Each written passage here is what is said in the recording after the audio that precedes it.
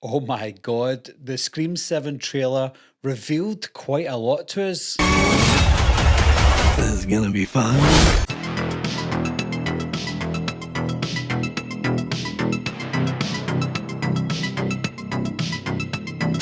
Hi guys, my name is Barry and welcome back to the channel. I'm going to be doing a trailer breakdown for Scream 7. Now, because this is a whodunit movie and I'm going to be breaking down some of the scenes clip by clip, there might be some things in here that you don't want to know, don't want to see, and don't want to hear. So if you want to go into Scream 7 completely blind, then maybe don't watch this trailer breakdown, because I did see things and hear things that maybe we shouldn't have saw or heard in the first trailer. Regardless, though, everything I'm about to say is just my opinion. It's not official, so I could be wrong, but I could also be right. So there's a lot to unpack here, and at the beginning of the trailer, this couple go to Stu Macher's house. It looks like it's now an Airbnb, because this is where the movies are set, as in the Stab movies. You can see that when they go in, there's posters of Stab all over the walls. So they're loving it because they love the Stab movies, but little do they know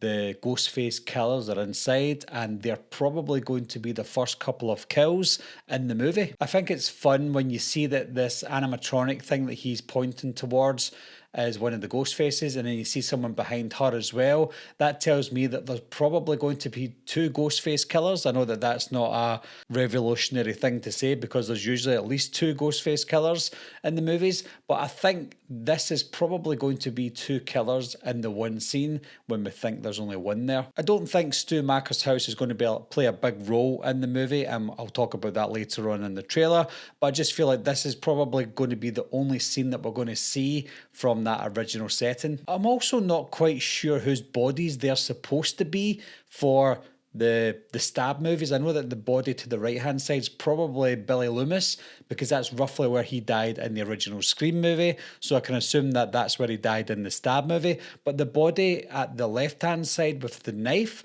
I don't know whose body that's supposed to be in the Stab movies, so I'm quite unsure about that one. If you guys know, then please let me know. I know it's just a horror movie, but I found this part very hard to believe, where Ghostface points a knife towards the girl who's fallen towards him. Obviously, she's going to die with that puncture wound, but I feel like Ghostface would also die at that point with the weight of her body going on top of that knife. Surely the handle of the knife would either pierce or really badly injure Ghostface at that point. We've already got an unknown person trying to phone Sidney Prescott, and they're calling from Woodsboro, so she knows and she answers the phone just as normal, so I can only guess then that she constantly still gets these prank calls. As Sidney does live in a different area now, she's going towards like the news reporters, and there's an ambulance there as well, so something's happened in her town, but she still doesn't look too cut up about it. It's almost like she thinks it's an isolated incident that's got nothing to do with her or Ghostface. I love the sleepy little town look of this movie. It reminds me of the original Scream, and it also reminds me of movies like Halloween 4 and Halloween H2. I just love the whole isolated area look about it. You'll also notice as well that there's a store called Pine Grove Grocery. So is that where she lives? Does she live in Pine Grove? If so, that's a really nice name. We're introduced to Sidney's daughter as well. There was a lot of complaints when she was cast as her daughter, because she seems a little bit too old to be Sidney's daughter for this movie. I don't know when this movie's supposed to be set, and I don't know what age she's supposed to be. For all we know, it's a stepdaughter.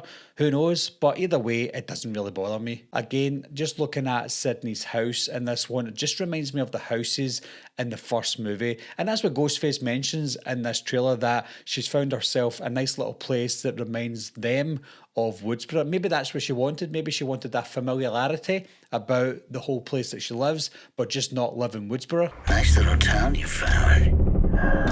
It's also got that Halloween vibe from 1978. I don't know if that was Kevin Williamson's plan all along to make it look as if it's like Halloween, but you can see the three girls Three best friends, I guess, just walking along the street, similar to Annie, Linda, and Laurie from Halloween. Now, apologies, I don't know everyone's names. A lot of the young cast members I won't know because I'm considered to be old these days, but I do know McKenna Grace at the left-hand side. By the looks of things in this scene, maybe Sydney works from home. You can see a sign on the monitor that says the Little Latte Coffee.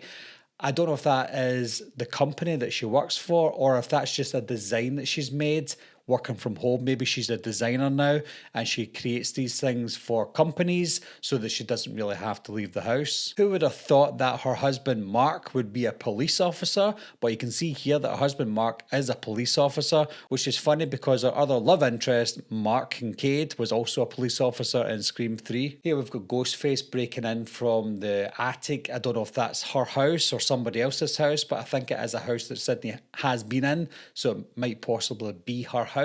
But it does beg the question, why is Ghostface after Sydney Prescott? It's a question that we will ask until we see the movie, but it seems to be that all they want to do is get famous and copy somebody else.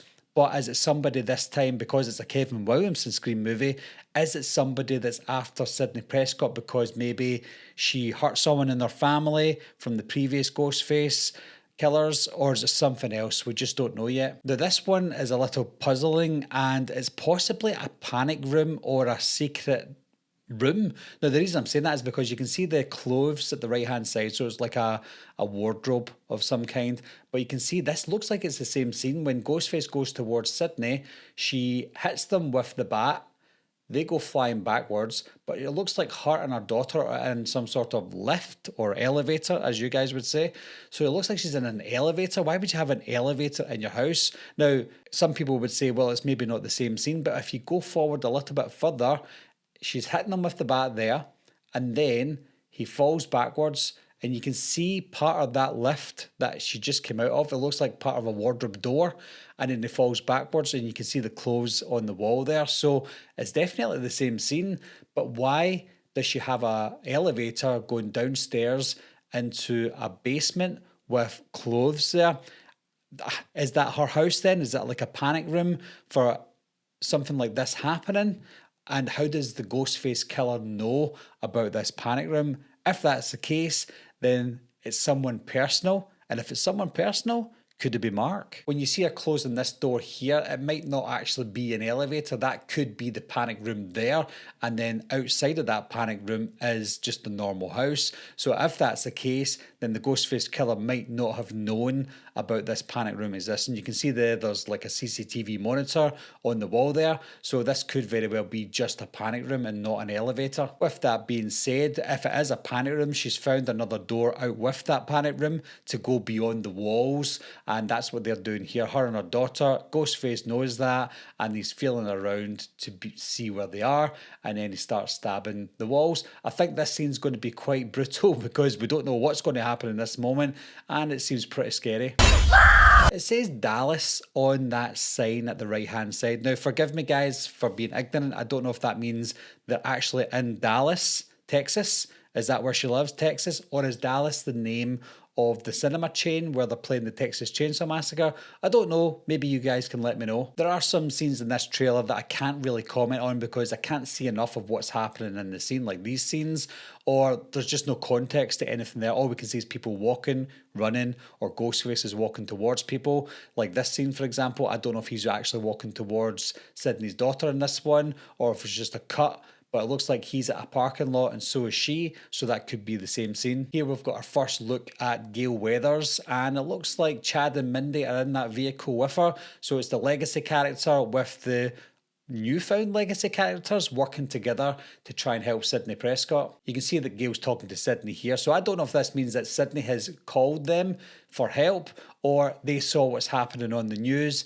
and then they had to get there to try and help Sydney out. I just hope though that Chad and Mindy are not annoying in this movie. Chad wasn't really annoying, he was just bulletproof, so I hope he's human in this one, and I hope that Mindy is nowhere near as annoying as she was in the first two movies that she was in. Here we've got one of Sydney's daughter's friends hiding from Ghostface in the bar, and this looks like the bar that Chad and Mindy were in, and that kind of is further backed up in the next scene where you can see Mindy here trying to kill or slash Ghostface. If you go back and forward with this one with Chad, I don't know if he's looking down at someone or he's hurt or he's finally going to die. Maybe he dies in this scene alongside Mindy, who knows? I mean, this scene seems like it's either going to be really obvious or there's going to be a twist in this one where you can see Mark there, he's looking down at something or someone, he's got a cut on his head, and he does look a little bit sus as well, so it looks like he could be one of the Ghostface killers, but you can see Ghostface is behind them, and Ghostface attacks him here.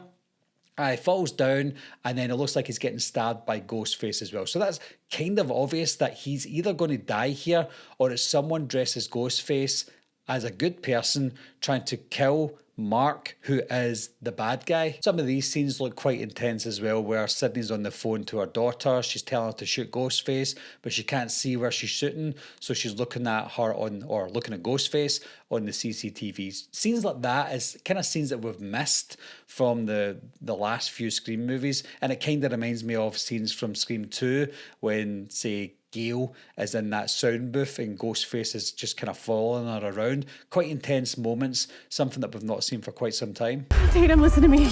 As you can see here though, she's not at home. She looks like she's at maybe the barista.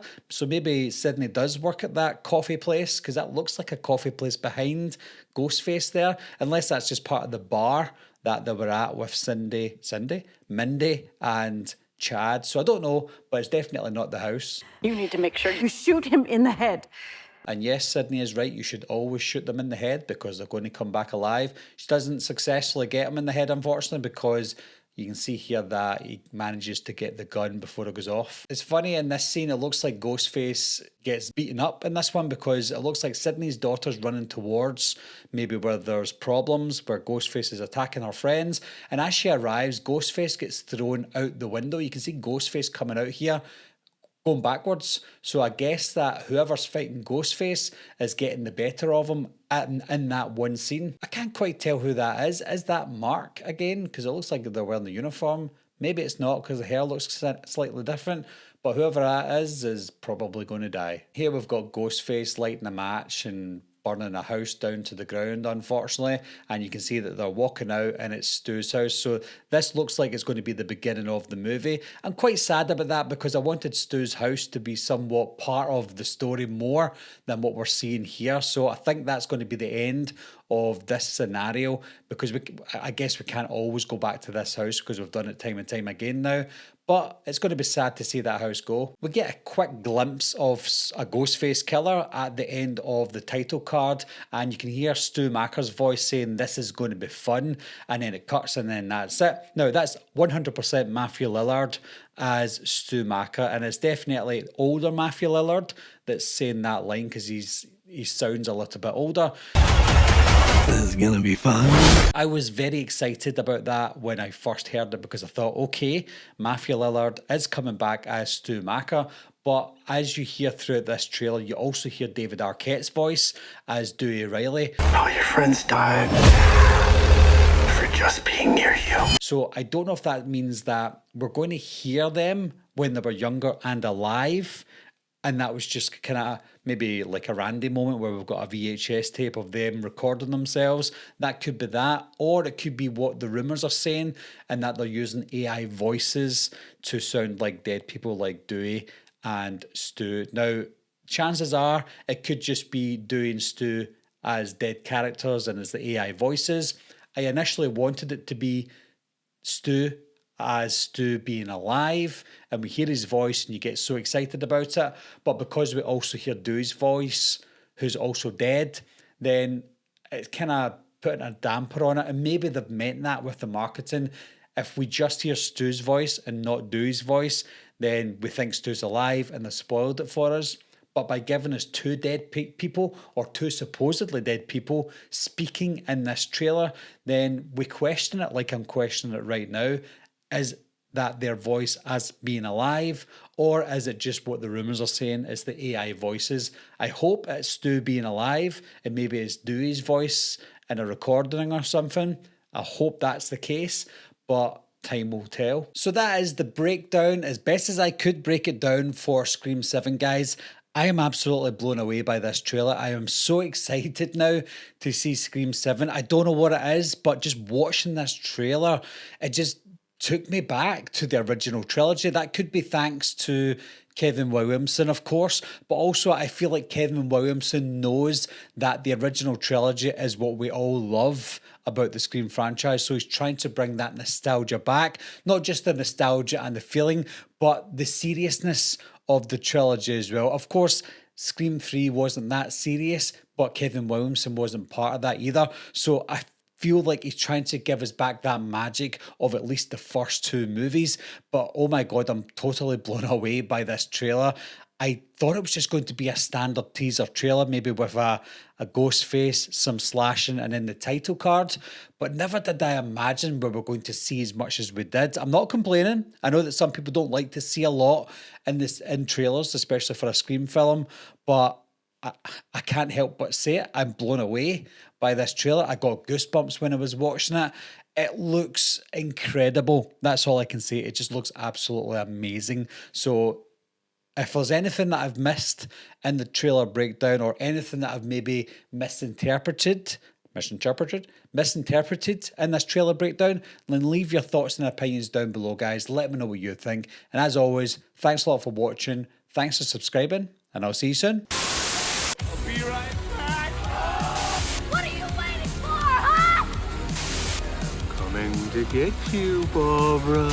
Ever played Skin the Cat? Someone's in the back!